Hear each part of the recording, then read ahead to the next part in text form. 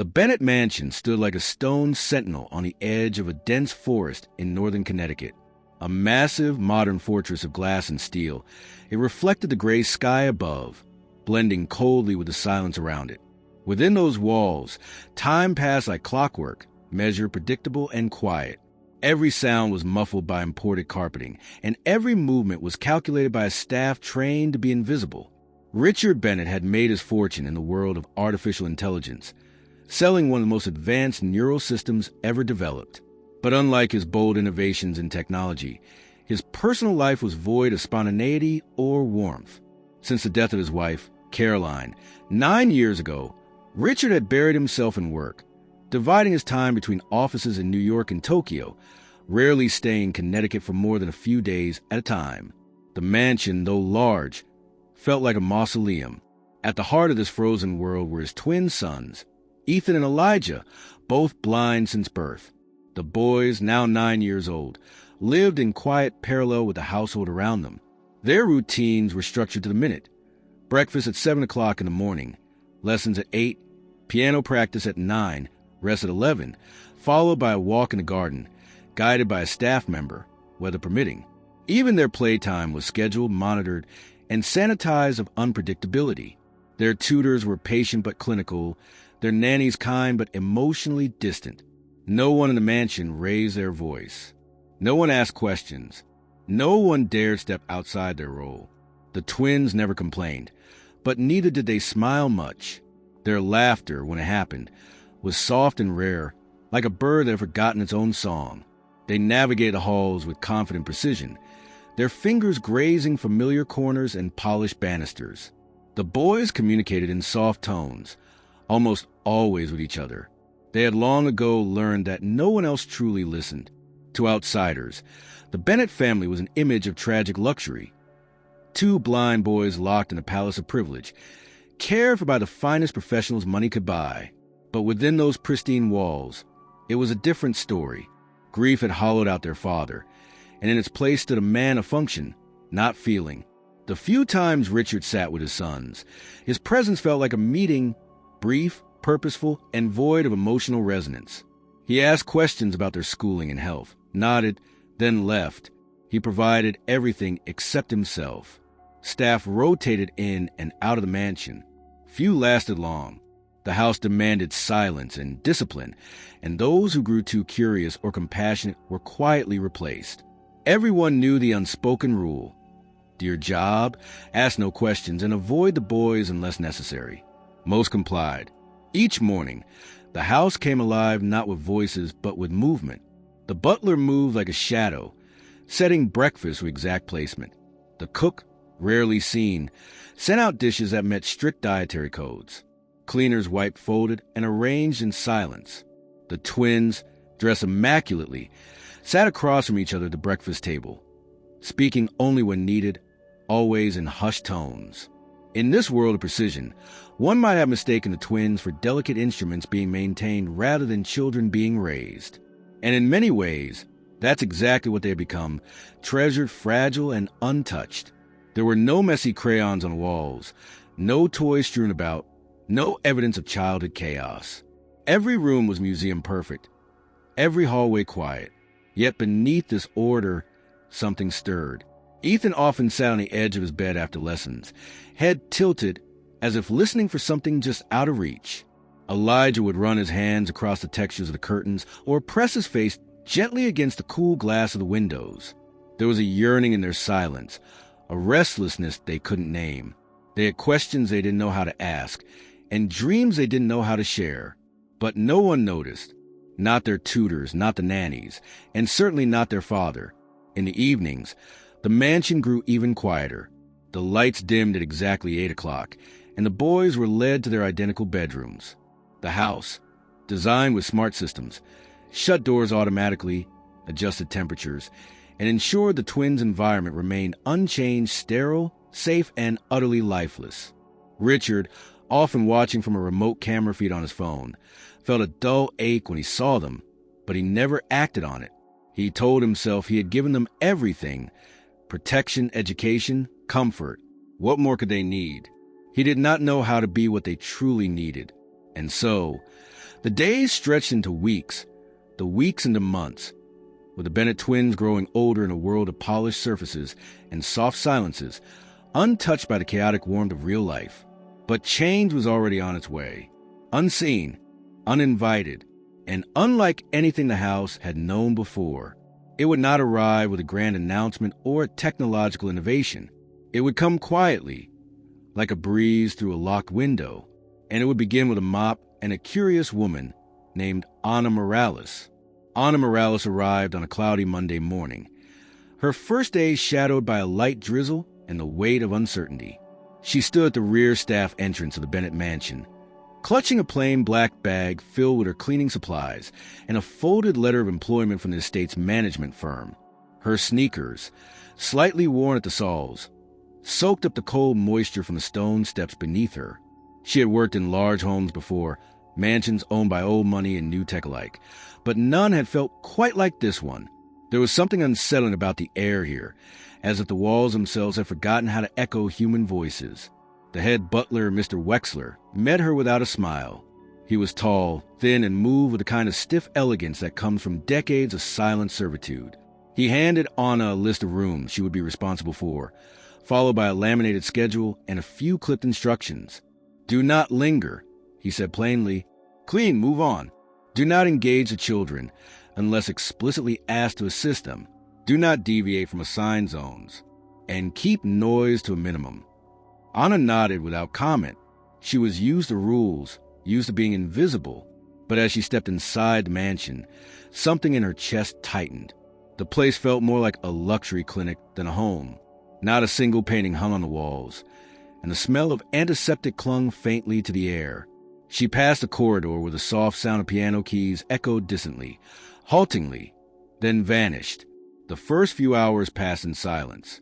Anna moved from one room to the next, dusting, scrubbing, wiping, and polishing.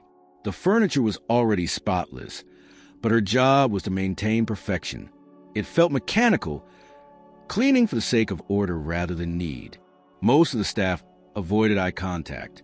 The cook, a stern woman named Ms. Delaney, nodded once and disappeared behind a double door.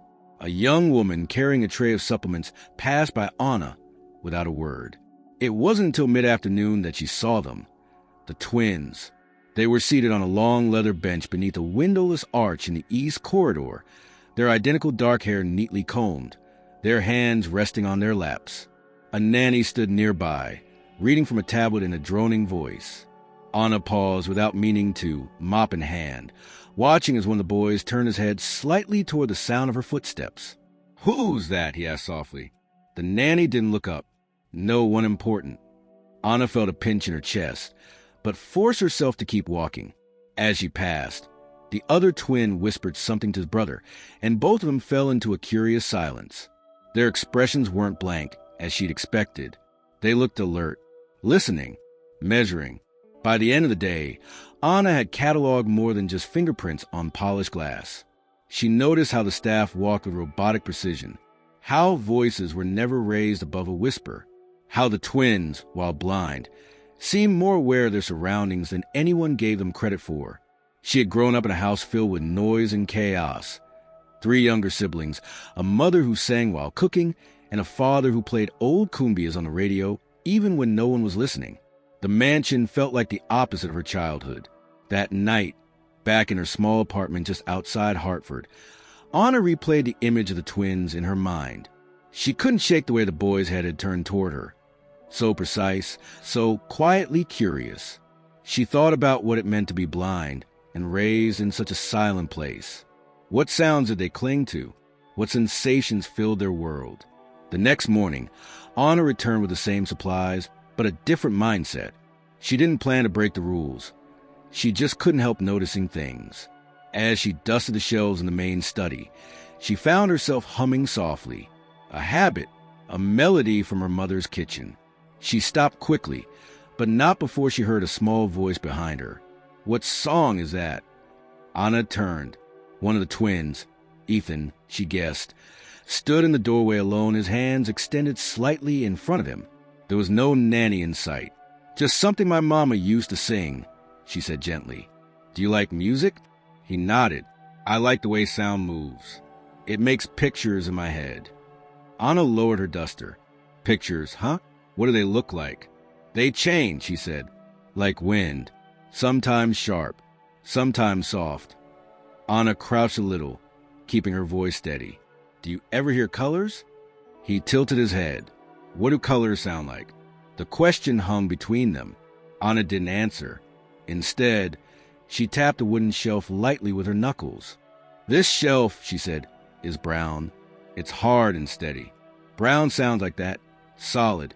Now listen. She moved to a glass vase nearby and ran her nails across it. A faint, high chime followed. That's blue, she whispered. Smooth, cold, a little sad maybe. Ethan smiled, barely, but it was real. A moment later, the nanny appeared and hurried him away.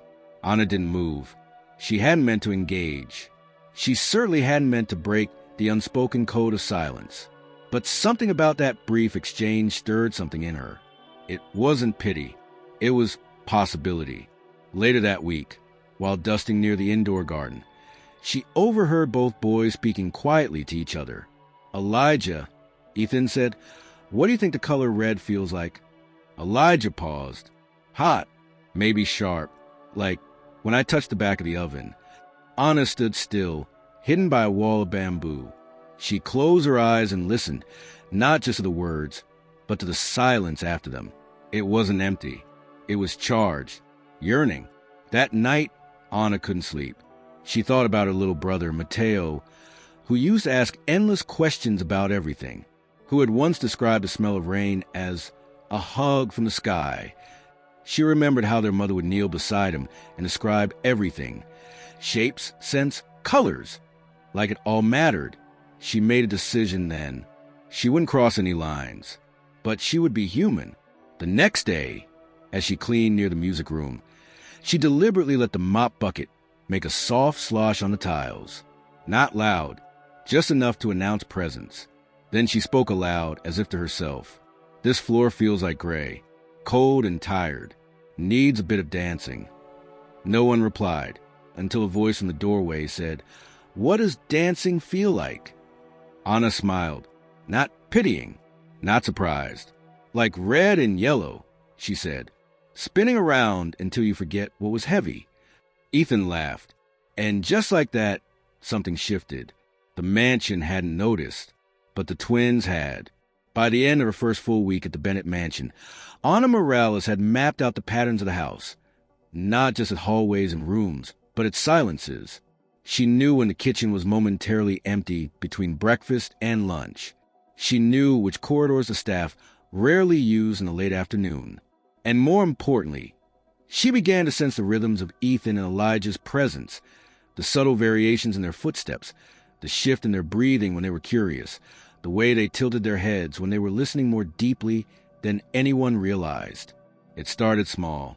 On a quiet Tuesday morning, Anna entered the west parlor, where the boys often sat for their mid-morning rest. The windows were open slightly, letting in a soft breeze that moved the sheer curtains. She paused, unsure if she should be in that particular room, while they were present. But as she turned to leave, Elijah's voice called out, You walk different than the others. Anna stopped, caught between the rules she had been given and the instinct rising in her chest. She turned back toward them, setting her cleaning caddy down beside the grand piano.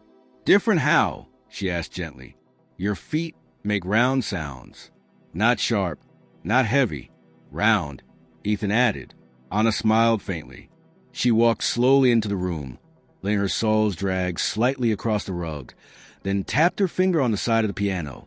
A low note answered her touch. Do you know what this is? She asked. Piano, Elijah replied. Anna let her hand drift across a few more keys, creating a soft scale that rose like a question. Then she paused. If I play a high note, she said, tapping a bright one, what do you feel in your mind? Like wind, Ethan said, or birds, something far away. Anna nodded. She played a lower note. And this? Elijah's face tensed, heavy, like a rock underwater. That was the beginning. In the days that followed, Anna began integrating small, simple games into her cleaning routine. She never stopped working. She scrubbed, dusted, polished, but she allowed sound to become part of the process. While wiping the large bay windows in the library, she tapped them rhythmically. "Glass sounds like this," she would say, alternating the beat between her knuckles and a cloth. She used silver polish on a tray, but paused to let the twins feel the cold, smooth surface afterward. "What color do you think this feels like?" she'd ask. The boys started to respond more freely. The games evolved. While sweeping the marble floor near the solarium, she tapped out patterns with a broom's bristles, turning cleaning into an auditory puzzle. "Listen," she said one morning. "You tell me if the sound is soft or sharp." "Soft," Ethan guessed after a slow sweep. "Now this?" She tapped harder. "Sharp," Elijah replied. "Like ice." They began waiting for her. Anna would find them seated near the hallway where she worked, their ears tuned in. Sometimes they would ask questions first. "Can you make a sound like rain?" Anna would splash water from her bucket gently onto the tile and say, "That's light rain." "What about thunder?" She'd slap the floor with a rag, and the boys would jump and laugh. Anna never touched them without permission. She asked if they wanted to feel the bristles of the broom, the soft dusting cloth, or the cool metal of the cleaning cart. They always said yes. She explained what she was doing with every motion, turning work into dialogue. One afternoon, she noticed a shift. Elijah placed his hand on the wooden wall panel and began tapping gently, mimicking the rhythm she had used the day before. Ethan joined in, humming under his breath. They were creating their own game now. The other staff members started to notice. Some kept their distance, whispering behind closed doors. Anna caught a disapproving glance from Mr. Wexler as she knelt beside the boys to explain the smell of lemon polish. But no one stopped her yet. On Friday, she arrived early, hoping to have a few quiet minutes before the twins appeared. Instead, she found Ethan waiting in the hallway outside the music room, holding a wooden spoon.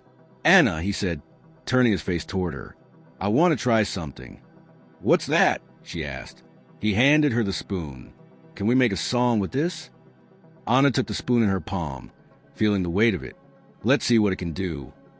She tapped it lightly against the banister, a hollow thump, then against the marble tile, sharper, then on the piano bench, softer still. The twins listened, eyes closed, smiling. "That last one," Elijah said, "was green." "Why green?" Anna asked. It felt soft but strong, like grass that doesn't bend. Anna's throat tightened unexpectedly. She crouched down and tapped the spoon again, creating a rhythm. The boys followed with claps and foot taps, their bodies swaying slightly. No one had taught them to move like this.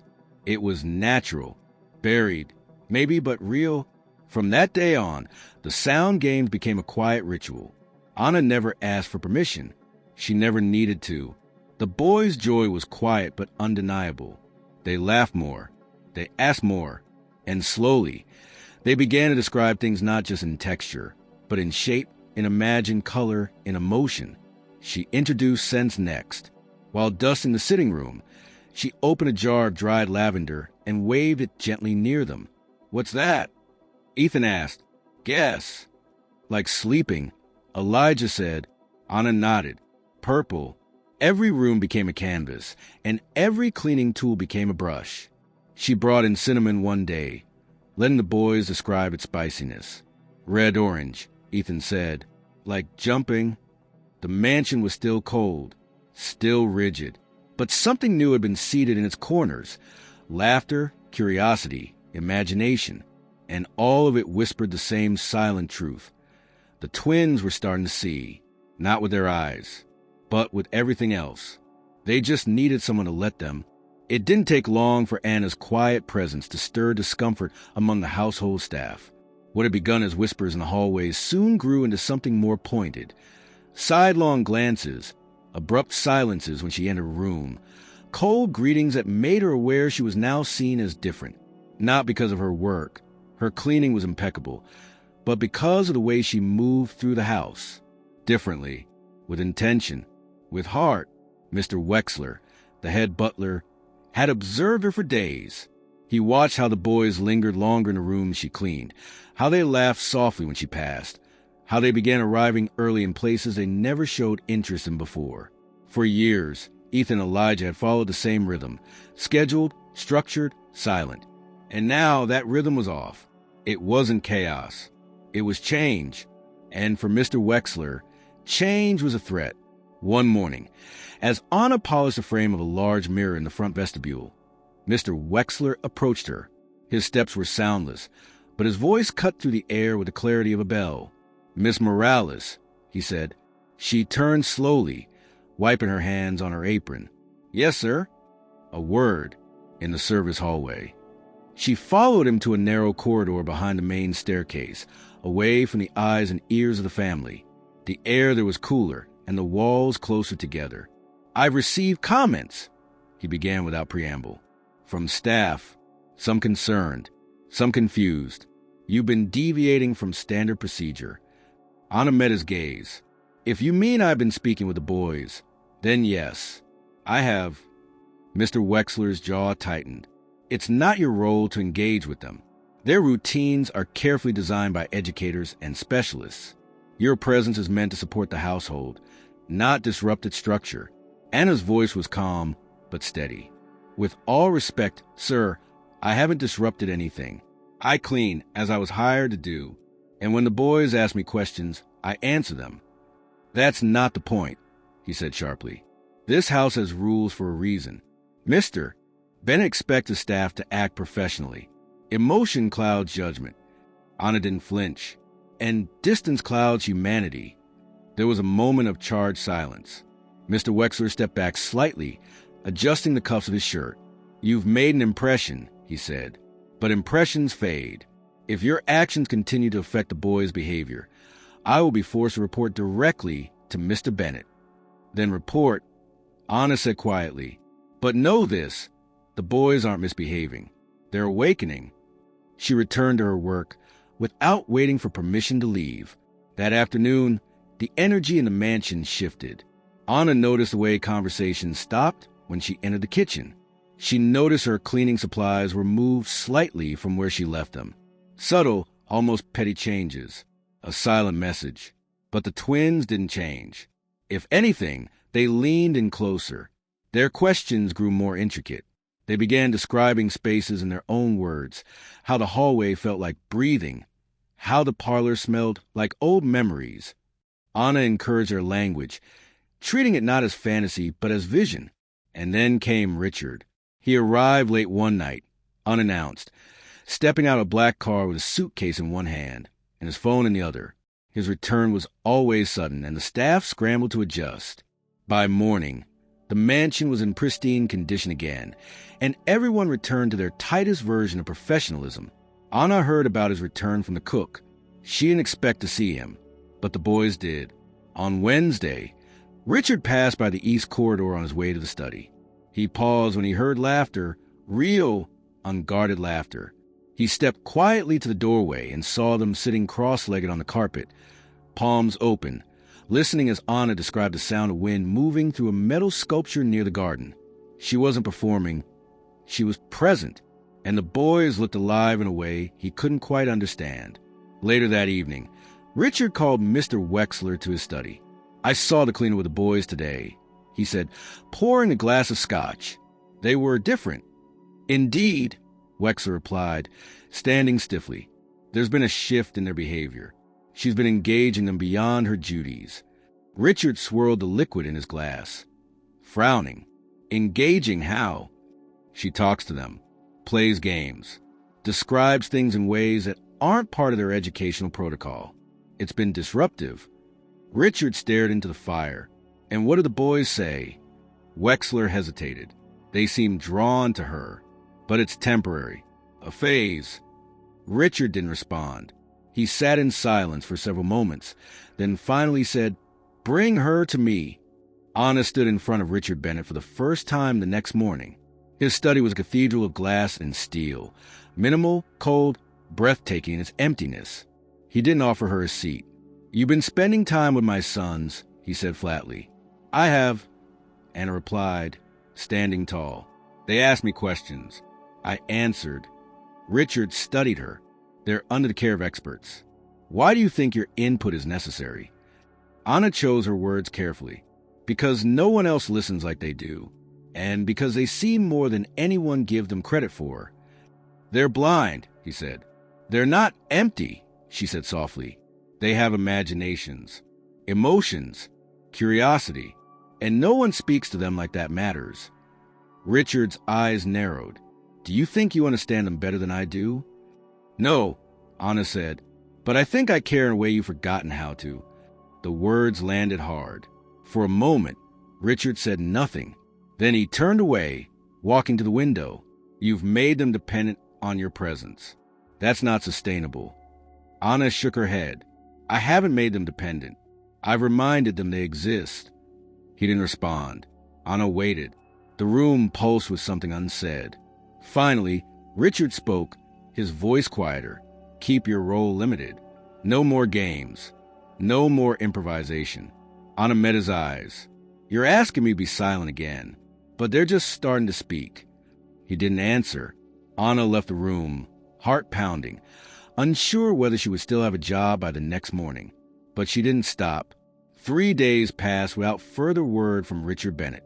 Anna expected to be dismissed at any moment, but instead, a strange kind of quiet descended over the mansion. She continued her duties, speaking less in the presence of the other staff, and yet maintaining the same attentiveness when the boys sought her out.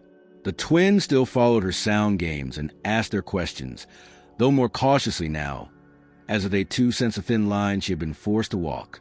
It was during a slow afternoon, when the sky hung low and gray outside the library windows, that Anna found herself cleaning the unused west wing. The rooms there had been closed off for years. Mr. Wexler had instructed her to begin deep cleaning them ahead of the estate's annual review. No one had explained why these rooms were untouched for so long. But Anna, curious by nature, took her time. Dust covered everything in a thick, velvety layer.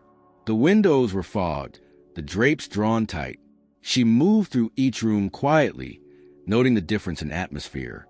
These spaces were not sterile like the rest of the mansion. They felt paused, as if something had been left mid-sentence. At the end of the hallway, she reached a smaller room, half-lit by a single skylight. The walls were a pale, fading blue, and the air smelled faintly of paint and old paper. A sheet-covered easel stood near the far wall. Several boxes lined the floor, labeled in handwriting that was delicate and unfamiliar. She knelt by one and opened the lid slowly. Inside were stacks of sketchbooks, paintbrushes wrapped in cloth, dried tubes of oil paint, and a dozen or so faded photographs. As she lifted one photo from the pile, her breath caught. It was of Richard Bennett, 10 years younger, smiling genuinely, a rare softness in his face. Beside him was a woman, holding 2 small swaddled babies against her chest. She was seated, surrounded by canvases, her hair pulled back in a loose bun, paint on her cheek. The twins, newborns then, were nestled in her arms. The joy on her face radiated through the photograph. It felt alive. Anna stared at the woman for a long time, then at the babies, Ethan and Elijah. She turned the photo over. Written in looping cursive were the words, "Their first spring. May their minds always be wide open." She dug deeper into the box and found a portfolio filled with the woman's artwork. Not museum grade, but deeply expressive. Portraits painted in swirling textures and layered colors, landscapes with sharp edges and surreal skies. But most striking were the studies of hands. Dozens of them. Hands reaching, touching, seeing. The woman had captured movement, emotion, even story in each curve of a finger. As Anna turned page after page, she noticed notes scribbled in the margins. They feel the world differently. Don't limit them with our version of sight. Ethan likes the sound of dripping water. It makes him hum. Elijah responds to smooth textures. I think he sees with his skin. The handwriting was messy in places, as if written in haste or an emotional urgency. Anna read each note like a secret passed down in time. This woman, Caroline Bennett, the boy's mother, had seen what Anna saw, and she hadn't just seen it. She believed in it. She had documented it. Near the bottom of the box was a notebook filled with journal entries. The first few pages were dated just weeks before the twins were born. I keep dreaming of colors they'll never see and wondering how I can paint for them. What will color mean to boys born blind? Can I teach them to feel it? Can I shape their world in sound and scent and texture so that they know beauty, even if differently? Anna pressed her hand against the page, a deep sadness swelling in her chest. She flipped through more entries, most of them reflections, some letters. A few were addressed to Richard. I know you're scared, one letter read, but they are not broken. They just need different doors opened. Let them explore. Let them ask. Let them be messy. Another, written just weeks before Caroline's death, said, if anything happens to me, please don't shut them away. Promise me you'll keep showing them the world. Even if they can't see it the way we do, they'll find their own light. Anna felt tears rise but held them back. She sat there for a long time, the notebook resting on her knees, the air around her still and heavy. It was more than just grief she felt. It was a thread, something alive connecting past and present. Everything Caroline had tried to do, everything she believed her sons could become, it had all been abandoned. And now, by pure coincidence or something deeper, Anna had found it. She packed everything carefully back into the box, except for one photograph in the journal. She couldn't explain why, but she needed to keep them close. Not to claim them, but to understand the path she was now walking. Later that evening, after the house settled into its usual quiet, Anna sat on the edge of her bed in the guest quarters and opened the journal again. She reread the last entries, feeling Caroline's voice guiding her. In the days that followed, Anna began gently incorporating the fragments of what she'd learned. She introduced paint into the twins' world, not to be seen, but to be touched. She brought in thick paper and textured brushes. She let them feel the grain of the canvas, the stickiness of fresh acrylic, the chalky dust of pastels. She described each one in relation to sound and shape. This one's like thunder, she said, pressing a blob of thick black paint into Elijah's palm. It's heavy and still. And this? Ethan asked, as she dabbed yellow on his fingertip. Laughter, she said, like a sunbeam bouncing on water. The boys didn't hesitate. They pressed, smeared, swirled. They began creating shapes, blind, yes, but full of intention. It wasn't art in the traditional sense. It was exploration, a language that had waited years to be spoken. One afternoon, as they worked on a new piece, Ethan paused and said, Mom, use the paint. I can feel it. Anna looked up. Elijah added, we don't remember her face, but sometimes I feel like her hands are here.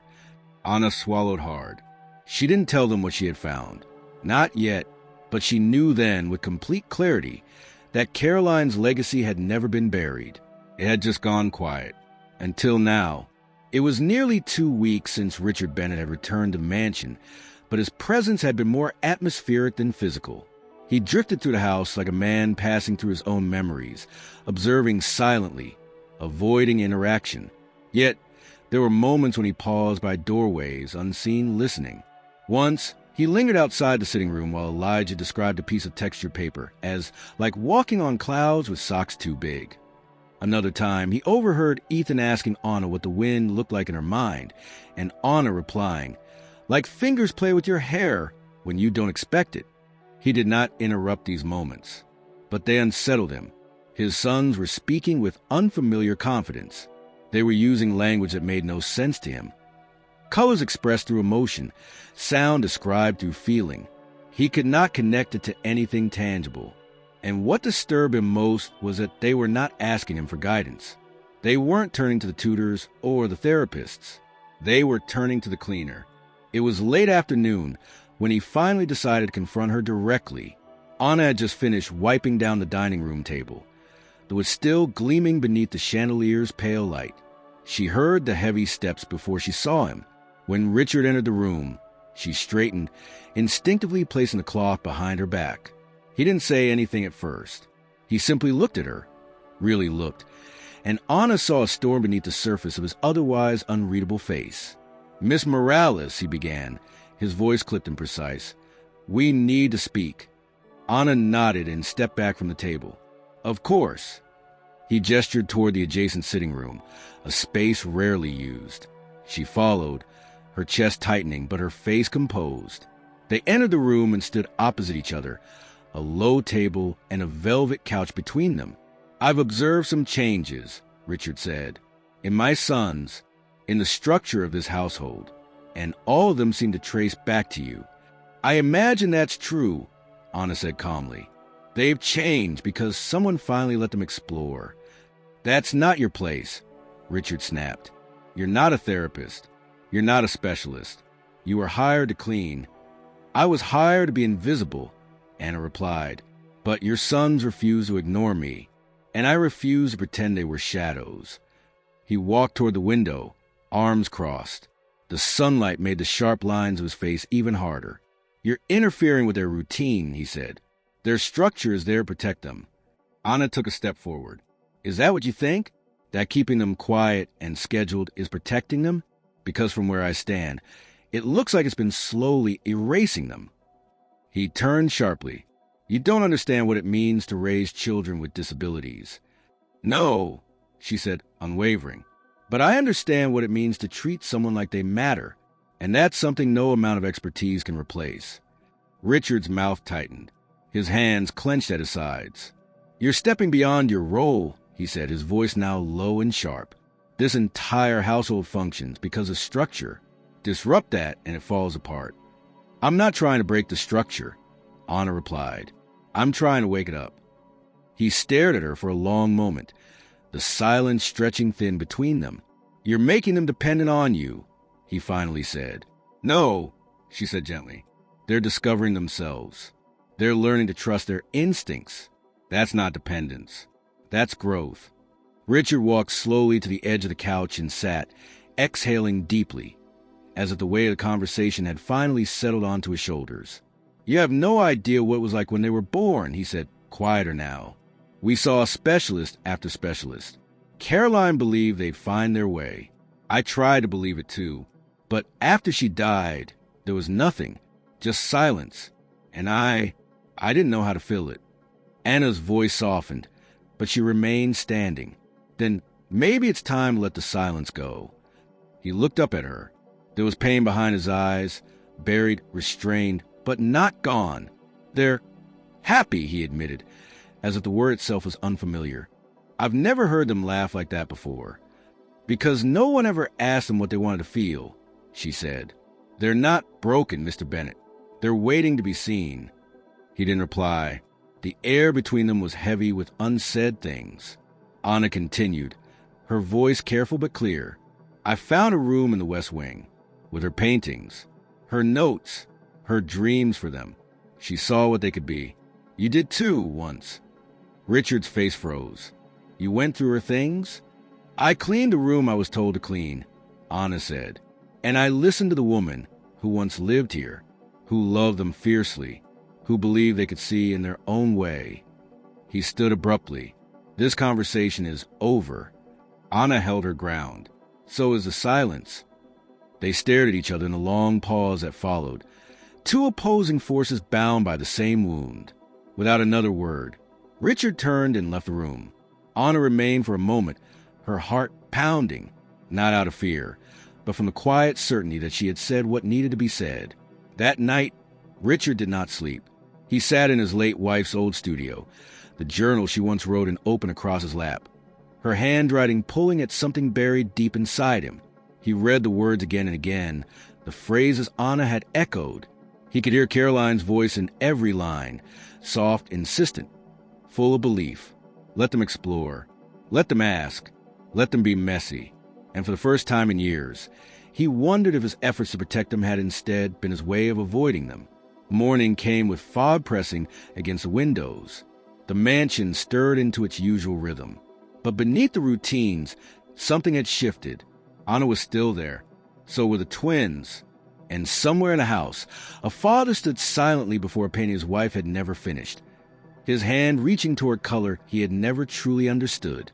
The days following Anna's confrontation with Richard passed without fanfare. No official decisions were handed down. She was neither dismissed nor reprimanded further. But the tension within the house thickened. Mr. Wexler kept his distance, though his eyes followed her more often than before. The rest of the staff had split silently into two camps: those who believed Anna was upsetting the natural order of the mansion, and those, mostly silent, who were beginning to question whether the order was ever right to begin with. But Anna didn't wait for permission to keep going. One morning, instead of heading directly to her cleaning zone, she brought the twins into the garden. It was early, before the rest of the household was fully awake. The morning air was cool, and a fine mist lingered over the trimmed hedges and gravel paths. Anna led the boys by hand until they reached the marble bench under the ivy archway, the one spot she'd always thought felt more like a memory than a place.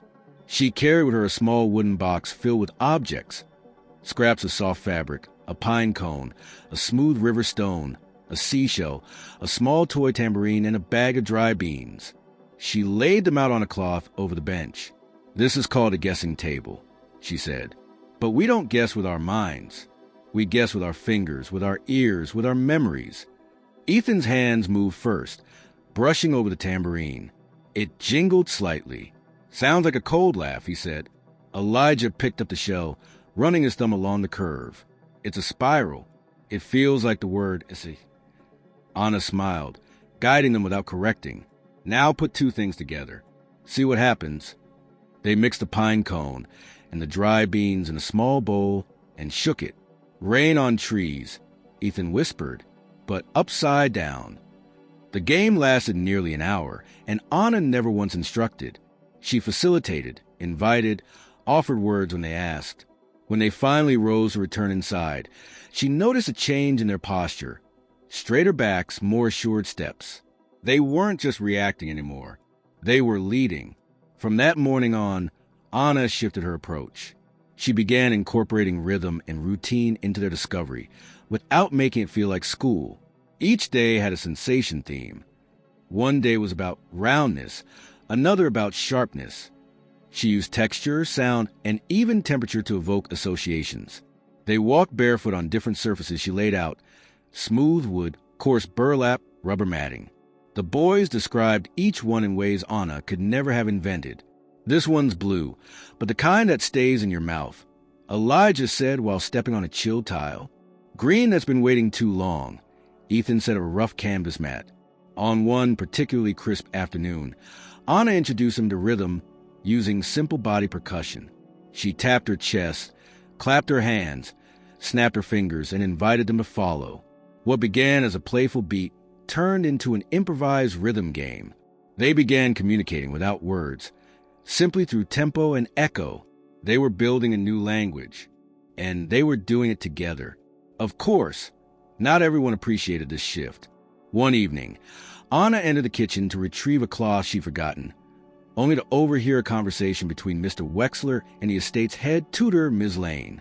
"She's dismantling years of work," Ms. Lane said sharply. "The boys have schedules for a reason." "Bennett won't intervene," Wexler replied, his voice heavy. "Not yet. He's watching." "She's a cleaner, not a behavioral therapist." The tutor snapped. "What she's doing isn't structured. It's chaos dressed as progress." "She won't last much longer," Wexler muttered. "She's an emotional impulse. This house survives on control." Anna slipped away before they could see her. Their words didn't surprise her, but they confirmed what she'd already suspected. What she was doing wasn't just noticed, it was threatening. Still, she returned the next morning with the same quiet resolve. That day, she introduced Clay. She brought it in discreetly, carrying a sealed bag into the boys' study under guise of reorganizing shelves. When she finally opened it, the twins were seated nearby, ears perked by the unfamiliar scent and squishy sound. "It's cold," Ethan said, fingers sinking into gray lump, "but it gets warm when I touch it." "Like it's waking up," Elijah added. Anna didn't instruct them on what to make. She simply let them explore. The clay transformed under their hands, not into shapes that could be recognized, but into feelings, gestures, forms that reflected emotion. One creation was long and thin, with ridges along the top. Elijah said it felt like a bird trying not to be afraid. Another was a round, bumpy spiral Ethan said reminded him of music with no beginning. She captured every piece on camera with her phone, never showing the boys, but archiving progress for herself for them, maybe one day for Richard. Later that evening, while reviewing the photos in her room, Anna heard a knock. It was unexpected. No one ever came to the staff quarters unless something was wrong. She opened the door cautiously. To her surprise, it was Mrs. Delaney, the cook. "I'm not here to warn you," she said, crossing her arms.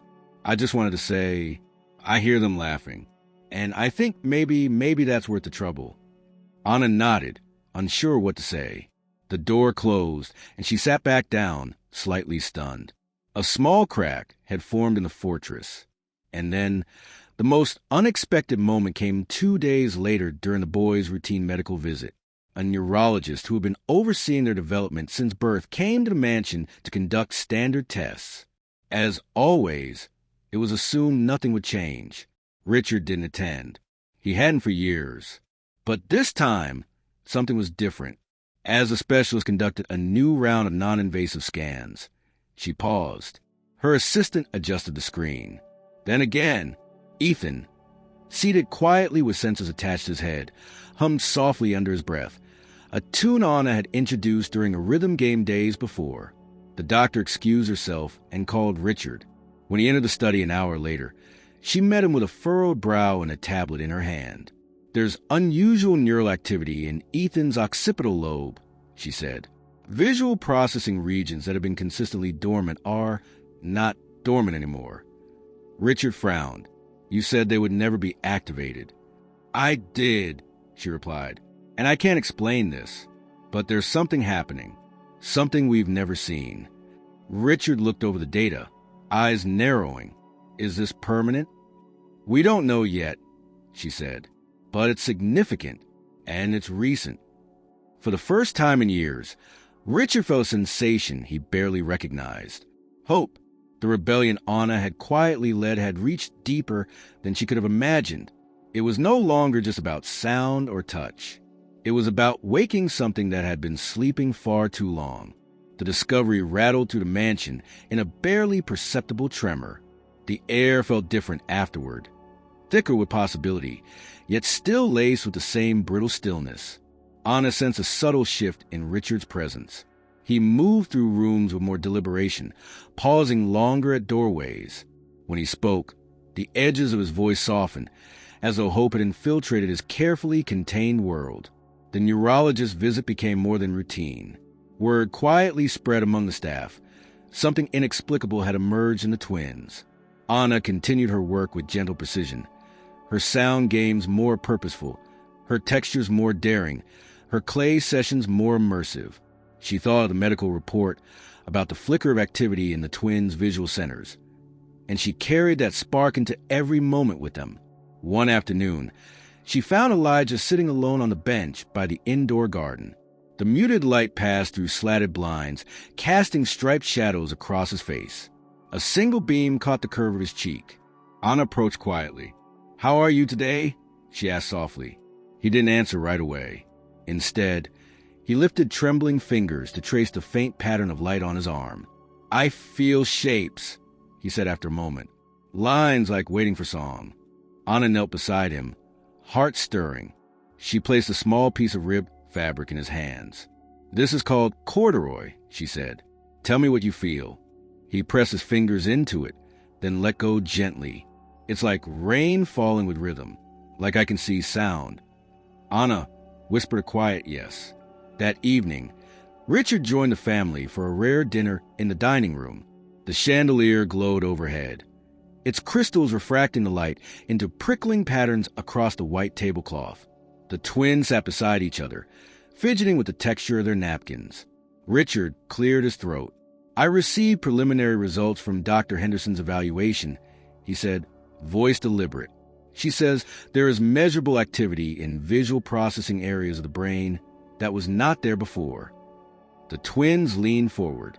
"What does that mean?" Ethan asked. Richard paused, searching for words. "It means something is changing, something beyond expectation." Elijah's brow furrowed in concentration. "Is that good?" "It's more than good," Richard said. "It's new. Ethan looked at Anna, whose presence across the table felt suddenly weighty with meaning. She offered him a small, encouraging smile. He nodded. Over the next days, the family conducted further tests. EEG scans, functional MRIs, visual evoked potentials. Each time, the specialist expressed amazement. The twins' brains were responding to stimuli in ways they never had. Gentle tones, textured patterns, even scent started to evoke activation in areas previously silent. The doctors couldn't explain it. The twins were, week by week, showing potential for neural recognition of something they had never seen. Richard stood by silently during this process, watching his sons in the scanners, feeling both dread and wonder. He was not fully present, but he was there. Anna continued her quiet work. She adjusted the sound games to include echoes, layers, resonance. She introduced scents of orange peel and pine, noting when the twins paused or inhaled deeply. She placed fabrics with bold ridges next to ones that were velvety smooth, inviting comparisons. In every case, the twins responded with words shaped from feeling. A red that wavers, soft yellow like forgetting, rough orange pushing. Their progress found its way to Caroline's old stakes of hope. Anna rediscovered one of the letters and brought it to Richard after a test one afternoon. He read in silence. Let them explore. Let them ask. His vision of parenting, once absent, began to reframe itself. Then the specialist suggested something extraordinary: enrollment into a pilot sensory vision program at a developmental research center near Boston. It was experimental, involving structured yet adaptive therapies merging music, texture, olfaction, and light perception. Outcomes were uncertain, but there was reason to believe. Richard hesitated. His protective instincts recoiled at the idea of exposing his sons to more unknowns, but he looked at their eager expressions, trusting Anna, trusting the world for once, and he agreed. The move required adjustments in the mansion's routines. Anna began preparing items for travel. Small samples of cloth, portable musical devices tuned by her, scented vials in labeled glass containers. She taught the twins to describe each sensation, to translate feeling into words. They practiced in the West Wing's soft-lit room, the one with Caroline's paintings, to build confidence. On the day they were scheduled for their first session, Richard accompanied them. For the first time in years, he sat through one of the twin sessions, a demonstration arranged by the research team. The brothers sat before screens, earphones on, their hands resting on textured slates. Anna stood at the side. On a simple projection, a swirling blue circle of light, the twins were prompted to describe what they felt. Ethan spoke first. It's calm, like water that listens, he said. Elijah followed. Warm, like yellow, and it sings. The researchers leaned forward, astonished. The descriptions were poetic and precise. They had charts to translate, but nothing to match this language. It was as if the twins saw with voices, touch, rhythm. Richard felt a lump form in his throat. He looked at Anna. She looked back, relief and pride filling her eyes. Later, as they walked toward the car, the twins chattering in sensory metaphors, Richard stopped. He knelt down to them. Boys, you have a gift, he said, voice thick. You're teaching me how to see. They smiled, their world refracted through experience rather than sight, not broken, but blooming. Back at the mansion, the hushed halls felt subtly transformed. The glass walls and empty corridors now resonated with possibility. Anna continued her work, quieter and more confident than ever. The twins moved through the house with purpose, naming sensations, asking for the next discovery. And Richard, once a passive guardian of routines, began sitting at the piano, tapping out notes he had been afraid to play, small gestures of light in their shared darkness. The medical report had not cured them. It had opened a door, one that Caroline had once believed existed. Anna had found it, and giving voice to the unseen had changed everything. The house no longer needed saving. It needed listening. And for the first time in a long time, it felt alive. The mornings at the Bennett mansion began to unfold differently. There was still a quiet rhythm to the household. Meals prepared with precision, the grounds kept immaculately clean. But beneath the routine, something had uncoiled. It wasn't chaos. It was life. Anna noticed it in the twins first. Their movements had gained a sense of direction beyond the familiar hallways. They didn't just follow sound anymore. They reached for it, interpreted it, reshaped it. Their conversations, once cautious and internal, now filled the space around them, curious and fearless. Elijah described emotions as weather. Ethan compared his thoughts to songs he hadn't heard yet. And somewhere between their words and Anna's presence, the house had started to breathe again. Richard, too, was changing, slowly, uncomfortably, yet undeniably. He had not suddenly become warm or demonstrative, but he was no longer invisible. He had begun asking questions, not as a manager evaluating outcomes, but as a father wanting to understand. He started attending the boys' evening storytelling games, listening as they translated scent into narrative and rhythm into memory. It was foreign to him, this world of metaphor and feeling, but he stayed, eyes slightly wider each time. One evening, after the twins had gone to bed, Anna lingered in the West Wing, revisiting the old art room that had belonged to Caroline. It had become her quiet sanctuary. She would sit among the unfinished canvases and journals and read, hoping to absorb not only the woman's ideas but her courage. That night, something new caught her attention. She had been reorganizing the lower drawers of an antique writing desk when her fingers found the edge of a false panel. Gently, she pried it open. Inside, wrapped in yellowed silk, was a bundle of letters, more delicate and worn than the one she had already discovered. The handwriting on the envelopes was unmistakably Caroline's, but these were not addressed to the children. They were all marked with Richard's name. Anna hesitated. It felt intimate, almost too sacred. But something in her chest urged her to read, not for her own sake, but for the story that had brought them all here. She took the top letter, unfolded it, and read, "Richard, I know how angry you are. You hide it well behind all your logic and careful plans, but I see it. You're angry at the diagnosis, at the world, maybe even at me, but I need you to know that anger isn't what they need. They need softness. They need curiosity. They need us to be the map when they have no landmarks." Anna's eyes stung as she continued through letter after letter. "I don't believe in miracles, but I believe in them, in their minds, in their capacity to feel things in ways we can't. That's not weakness, it's vision. You're so brilliant, Richard, but your brilliance isn't enough if you shut the world out. You can't program their future like a machine. You have to meet it with your hands open."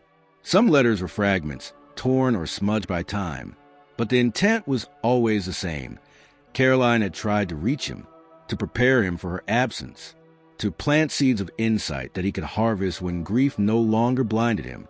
Anna spent hours in that room, reading quietly. She didn't copy the letters. She didn't photograph them. She simply absorbed them, word by word, until she knew them by heart. The next morning, she found Richard in the library, seated in one of the armchairs.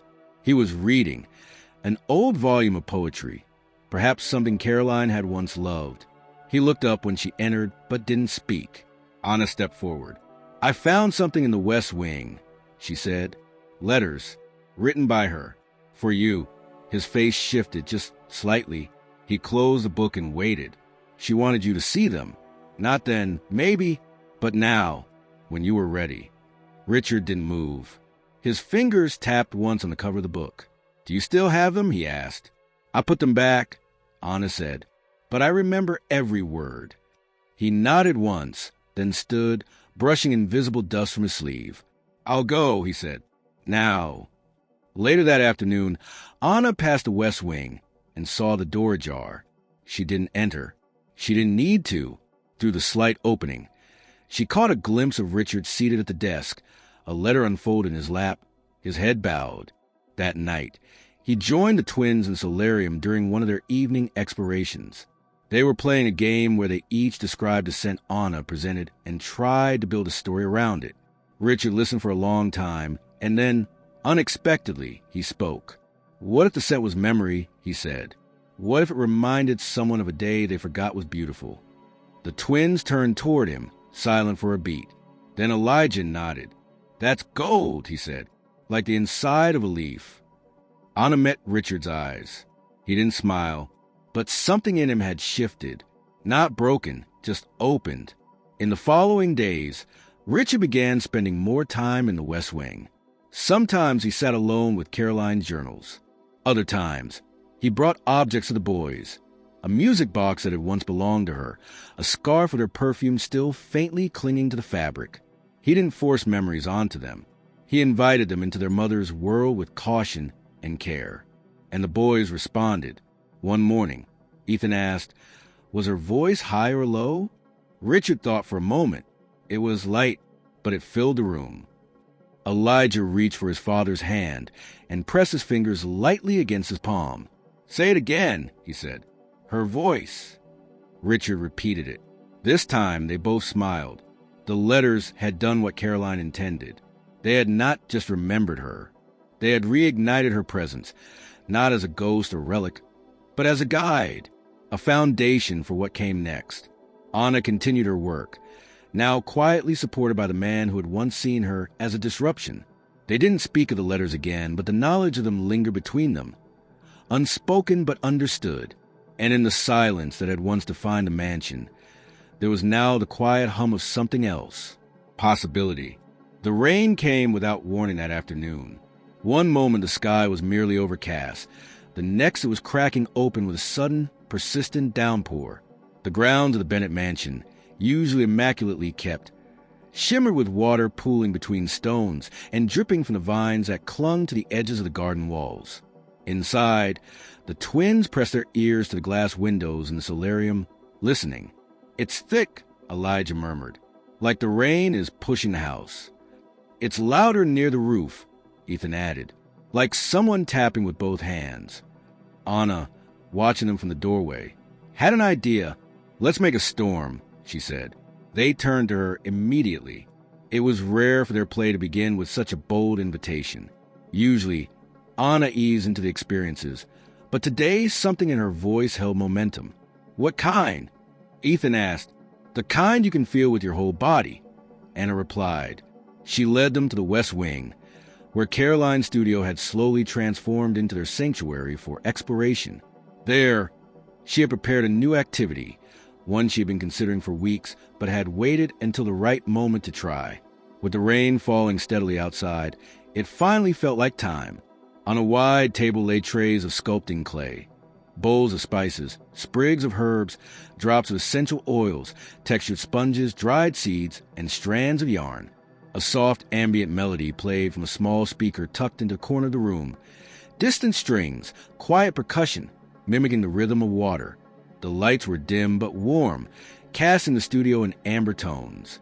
"This," Anna said, guiding their hands to the edge of the table, "is your canvas, and today we build sound." Elijah's hands went straight to the clay. Ethan hesitated, then dipped his fingers into a bowl of cinnamon and cardamom. Anna explained nothing further. She didn't tell them what to create or how to respond. She let them lead. Within minutes, their small hands were moving like instruments across the materials. They pressed shapes into clay, curves and ridges, deep grooves filled with drops of oil. They combined textures and scents into patterns that no one could see, but everyone could feel. Anna knelt beside them, watching closely. She didn't interfere, only observed, as their breathing changed and their fingers moved with rhythm. Suddenly, Elijah paused. His hand hovered above a mound of clay shaped like a spiral, its edges dusted with a line of crushed rosemary. "I see it," he said. Anna looked at him, unsure if she'd heard right. Elijah tilted his head, his brow furrowed, fingers still moving over the sculpture. "I see it," he repeated, louder now. "The color is like warm." Ethan, who had been kneading a chunk of spice dough beside him, looked up sharply. "What do you mean?" Elijah's voice trembled slightly. "It's not eyes. It's not like pictures. But I feel it in my head. The shape, it's orange, and moving, like it wants to say something." Anna didn't speak. She let the silence hold the moment still. Then Ethan slowly reached for his brother's hand, still resting on the clay spiral. He placed his own beside it. "Wait," he whispered. "I think I see it too. Like fire, but not scary." Anna stepped closer, her breath caught in her throat. "What else?" she asked quietly. Elijah closed his eyes. It's not just color. It's meaning, like it's telling me a story. Richard stood just outside the door. He had arrived mid-afternoon, returning from a call at the estate office, only to hear faint music echoing from the west wing. He followed the sound, but stopped short when he heard the twins speaking. He remained there, half-shadowed, watching. Ethan began to shape something new. He took a seed pod and pressed it into a mound of clay, rolling it until it left grooves. "This one's blue," he said, "like when someone holds your hand and doesn't say anything." Elijah added strands of yarn, whispering under his breath, "It's a blanket made of silence." Anna looked at Richard through the glass. He had gone completely still, his hands slightly open at his sides. For the next hour, the twins worked together, weaving scent, shape, and rhythm into pieces that held no name, no conventional form, but breathed emotion. They didn't need guidance. They didn't need permission. They were creating with intention born of sensation. And then the moment settled. The rain began to slow. The music faded into quiet. The room stood filled with what had just happened, something no one could fully explain, but everyone could feel. Ethan looked up. "Anna." "Yes." "Was that real?" She knelt beside him and placed a hand gently on his shoulder. "It was yours," she said. "That makes it more real than anything." That night, as Anna walked past the study, she saw Richard sitting at Caroline's desk, not reading, not working, just sitting. On the table before him were two small sculptures, abstract and rough, their surfaces smeared with scent and clay. He looked up. "She said this might happen," he murmured, "that they'd find their own vision." Anna stepped closer, but didn't interrupt. "I didn't believe her," he continued. "I thought I was doing the right thing, keeping things stable, predictable. But they were waiting." He looked at Anna with eyes that, for the first time, held no armor. "Thank you." Anna didn't reply. She only nodded once and left him with the sculptures, echoes of a moment when two boys born into darkness had found a way to describe light. By the following morning, Richard had cleared a portion of the east hallway and asked the staff to set up a permanent space for what he called the boys' language lab. He didn't use the word art. He didn't use therapy. He simply said, "They're speaking. We need to listen." And so the mansion changed again, not with renovations or decorations, but with small acts of acknowledgement. Paintings were moved into shared spaces. The piano, once closed and untouched, was left open with its bench pulled forward. The staff began to participate, subtly, quietly, by offering items to the boys and asking, "What does this feel like to you?" And the twins answered. Always. The breakthrough wasn't the moment Elijah said, "I see it." It wasn't even the medical scan or the sculptures. The breakthrough was a shift in belief. That vision could live in the heart, in the skin, in the memory of smell and sound. And once believed, it could never be unlearned. What Caroline had hoped for was no longer just an idea. It was now a room, a rhythm, a language shared between father, sons, and the woman who saw them first. And that was only the beginning. The change in Richard Bennett was neither sudden nor dramatic, but it was undeniable. It revealed itself not in grand gestures or proclamations, but in the slow undoing of walls he had spent years erecting. Walls of silence, of routine, of emotional distance. For the first time in nearly a decade, he began living in his own home rather than simply passing through it. His days no longer started with a barrage of phone calls or flights scheduled to distant cities. He began rising early, not to work, but to walk the halls of the mansion before anyone else stirred. He would pause by the door to the twins' rooms, listening to the faint sounds of their morning chatter, and then head to the east hallway, where their tactile creations were now displayed like relics of a private museum. The boys had titled each piece themselves. One was called The Color of Quiet, another, What the Moon Feels Like. There was one that Anna had found particularly moving, a cluster of layered materials, rough and soft, spiced and smooth, named A Hug We Remember. Richard stood in front of that one the longest each morning. What had once been his fortress of isolation had become a living space filled with touch, sound, and story. And Richard, once the architect of its stillness, was now the one inviting disruption. He had a room converted, a space just off the library, once used for storage, into a sensory learning center. With Anna's guidance and the input of child development experts, it was filled with modular walls, floor textures, sound panels, and color-coded scent dispensers. It was not for therapy. It was for exploration. There were no goals, no metrics, only curiosity. He also did something that surprised even himself. He asked Anna to stay, not as a housekeeper, not as a temporary presence, but as part of their lives. They stood on the back terrace the evening he brought it up. The sky had turned lavender, the air thick with the scent of late summer hydrangeas. The twins were inside, playing their new game, guessing the emotion behind Anna's homemade scent jars. "You've changed the rhythm here," Richard said, hands resting on the railing. Anna turned to him, her expression unreadable. "It wasn't my rhythm to change," she said. "But you did," he replied. "Or maybe you uncovered what was buried. Either way, I don't want to lose that." Anna looked away, then back at him. "What are you asking?" "I want you to stay," Richard said. "Not as staff, not bound by a title. Just as yourself, as someone who understands them in a way I'm still learning to." Anna studied him for a moment. "I'm not their mother," she said quietly. "I know," he said, "but you become their mirror.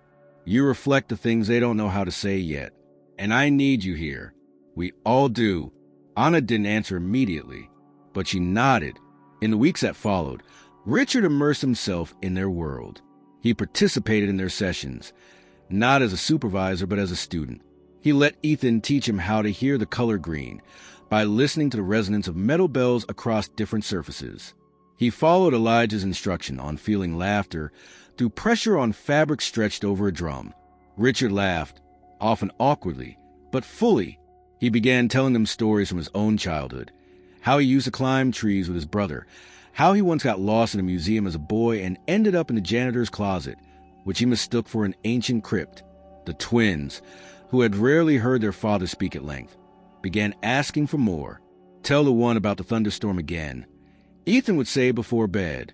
Do the voices, Elijah would add. And Richard would oblige, each time adding more detail, more color, more emotion. He even began playing piano again. At first, it was late at night when the house was asleep. Simple melodies, hesitant fingers. But Anna heard. She listened from the hallway, never intruding, only smiling. Eventually, Richard played in the daylight, and the twins would sit beside him, listening to the way each note blended, describing them as flavors, as animals, as memories they hadn't lived but could imagine. It was Anna who suggested they record their sessions. "Not for anyone else," she said. "Just for them, so they can revisit what they've built." Richard took it further. He hired a team to install an internal recording system, nothing intrusive, only ambient microphones in the exploration room and the music corner. Every session was archived, every story, every sculpture description, every moment of breakthrough. But it didn't stop there. Richard reached out to the research center in Boston and asked about publishing a paper, not just on the neural changes seen in the twins, but on the value of sensory-led emotional development in blind children. They were interested, especially when they learned about the mansion's transformation and the twins' conceptual language. He didn't name Anna as a subject. He listed her as a collaborator. "You're part of this discovery," he told her, "more than anyone else." Anna was reluctant at first. She wasn't trained in child psychology. She had no degree in neurodevelopment or education. But Richard said, "You had the one thing none of them had, instinct, and that's what woke them up." When the twins heard about the possibility of sharing their creations with others, they asked only one question: will we get to show them how it feels? Richard looked at Anna, then back at his sons. "Yes," he said, "we'll show them everything." The house prepared for visitors, not in the way it had once hosted investors or officials, but in the way a theater prepares for its first audience. The boys helped arrange their pieces, labeling each one with scent-coded tags and verbal descriptions recorded in their own voices. Anna helped them organize a guided experience, a pathway of objects, sounds, and textures designed to be seen without eyes, as Elijah put it. The mansion had become a living story, and at the heart of it stood a father who had once chosen silence and now chose to listen. In the garden, the trees whispered with late summer wind. The walls, once rigid and cold, now held echoes of laughter, of music, of discovery. And for the first time since Caroline's death, Richard Bennett stood not as a man protecting his legacy, but as one building it anew, not with wealth, not with silence, but with presence. News of the Bennett twins' development began to spread beyond the quiet boundaries of their estate. It started with a brief mention in a specialized neuroscience newsletter, a side note in a larger article about sensory adaptation in early childhood. Then a follow-up paper, co-authored by a team from the Boston Research Center, delved into the case of two blind children demonstrating unexpected visual region neural activity in response to multisensory engagement. It was clinical in tone, but the underlying astonishment was unmistakable. From there, word moved quickly. An education journalist picked up the story. A pediatric conference cited it during a keynote presentation. Invitations trickled in, then flooded. Everyone wanted to know more about the twins who learned to see without sight. But it was not just a phenomenon that drew interest. It was the method, the humanity, the narrative behind it. The questions it raised were both scientific and philosophical. And so came the call from a nearby university known for its innovative child development programs. They were hosting a national symposium on multisensory learning and wanted Richard Bennett to present the twins' journey, not just the results, but the process, the home, the people, the heart of it all. Richard hesitated. He had spent years avoiding public life, shielding his family from scrutiny. But now, when he looked at his sons, when he watched them guide others through their world of textured metaphors and scent-based storytelling, he saw something different in them. Not fragility, not exception, voice. He asked the twins if they wanted to go. Ethan and Elijah didn't hesitate. They said yes, but only if Anna came too. The symposium was set for a crisp autumn weekend. The main event would be held in a lecture hall large enough for several hundred attendees. Researchers, educators, child psychologists, and university students were expected. Anna helped the twins prepare their part, a guided walk through their tactile story panels, recorded descriptions, and a final performance of sound-based interpretation.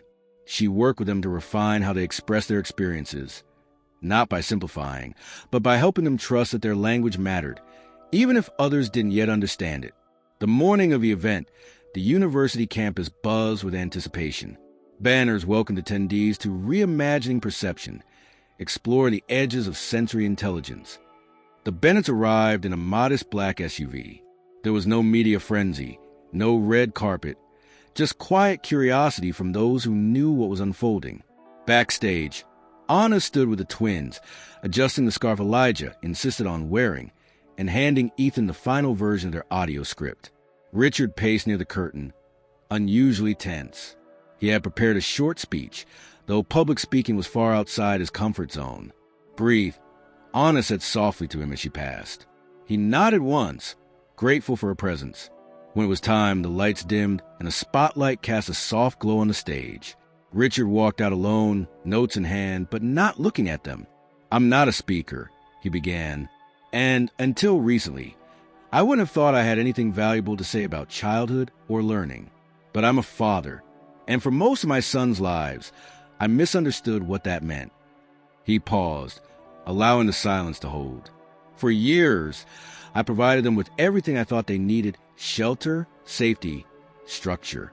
But I failed to offer the one thing they truly required: the freedom to explore who they are without my fears shaping the outcome. That changed when someone came into our home who saw them before I did. The audience was rapt. She wasn't a scientist or a therapist. She wasn't even hired to work with children.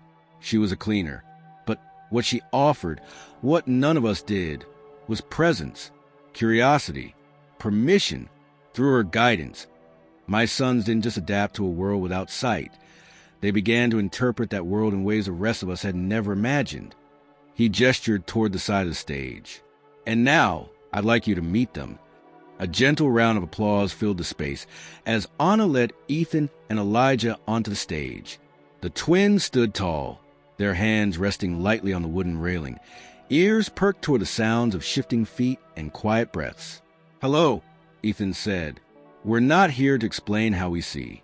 We're here to show you how it feels." Elijah added, You don't have to close your eyes, but if you do, you might hear us better. What followed was not a speech. It was an experience. The twins guided the audience through an audio journey, interwoven with scent diffusers placed around the room and samples of textured objects handed row by row.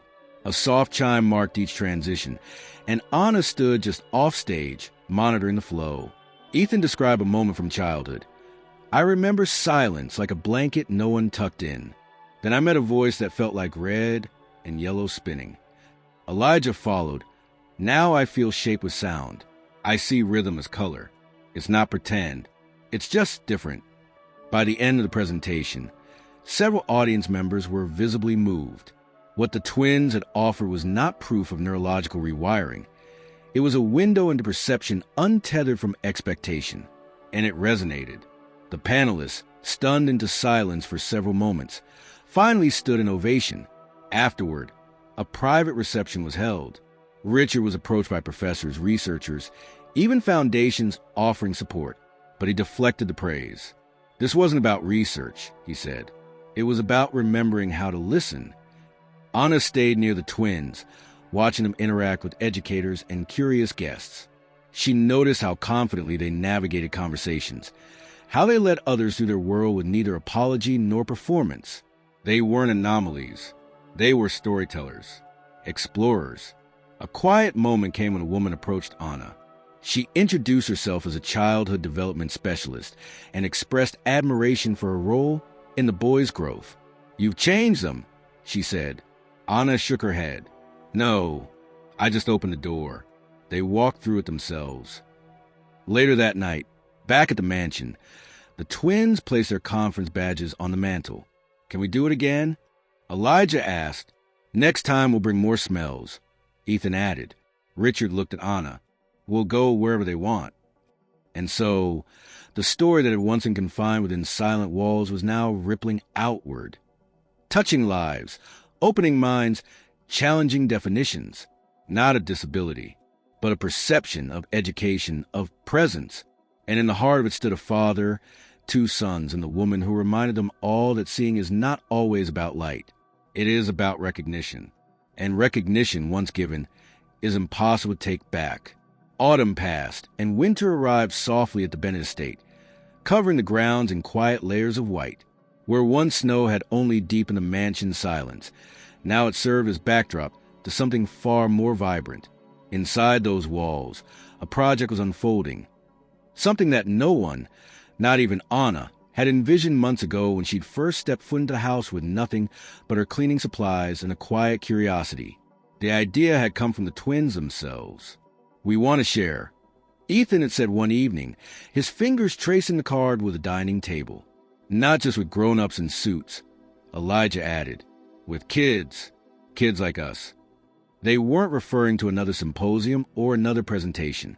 They were dreaming of a place, somewhere tactile, immersive, built not on spectacle or pity, but on experience. A space where blind and visually impaired children could interact with their environment the way Ethan and Elijah had learned to, through sound, scent, texture, rhythm, and memory. Not a museum in the traditional sense. A touch museum, they called it. Richard had listened, really listened, and then, without hesitation, he acted. The old carriage house on the far end of the estate, long unused, was chosen as a location.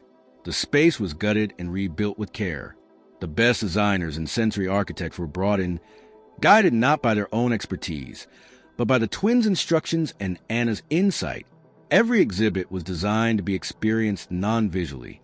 Each section had a theme inspired by one of the twins' original creations.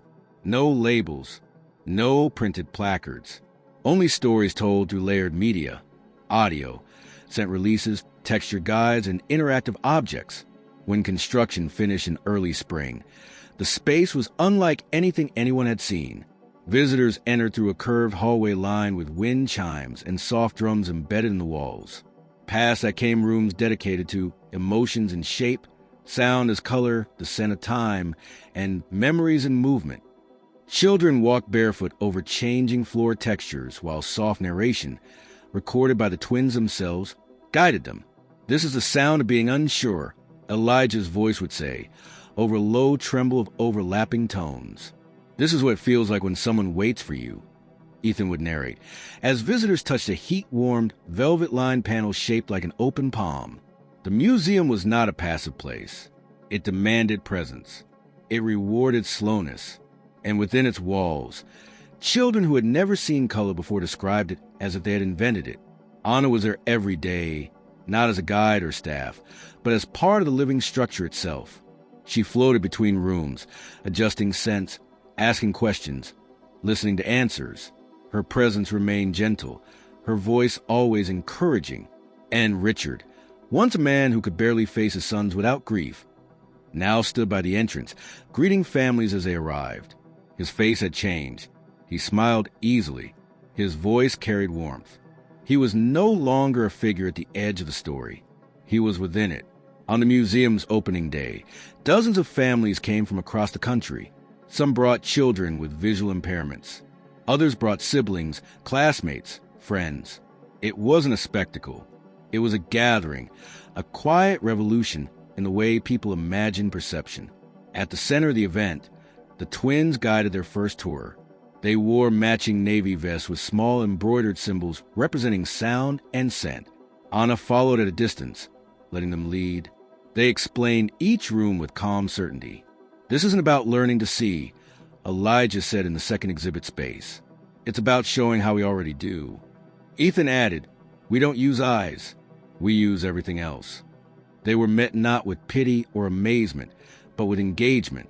Children asked questions. Some closed their eyes as they explored. Others kept them open, but allowed themselves to be led by other senses. By the end of the day, laughter echoed through the once quiet hallways. After the final tour, Richard gathered with Anna and the twins under the museum's large central dome. Light filtered through the frosted glass above them, casting no shadows, just a soft, even glow. "You did this," Richard said, his voice catching. "We all did," Anna replied. But Ethan shook his head. "No, Mom did. She started it. Anna heard it. You helped build it. We just kept going." There was a long pause. Then Elijah said, "We should write a book." Anna raised an eyebrow. "About what?" "About colors you can't see," he replied, "and how to find them anyway." The idea made them all laugh. But Anna, knowing these boys, suspected they meant it. In the month that followed, the Touch Museum became a quiet success. Articles were written. Educators took notes. Parents cried softly at corners of the exhibit, overwhelmed not by sorrow, but by hope. Most of all, children visited. Dozens, hundreds, and they left changed, not because they learned something new, but because they remembered something they'd forgotten, that the world is more than light. It is texture. It is resonance. It is connection. One evening, well after closing, Anna stood alone in the final exhibit. Echoes of memory. Soft ambient notes played from hidden speakers. The scent of warm spice hanging in the air. She ran her fingers along one of the pieces the twins had made. Layers of cloth, stone, and metal shaped into a spiral. On its edge, etched in braille and printed below in raised lettering, was a simple sentence. "You don't need eyes to see. You need someone who believes you can." She closed her eyes, breathing it in.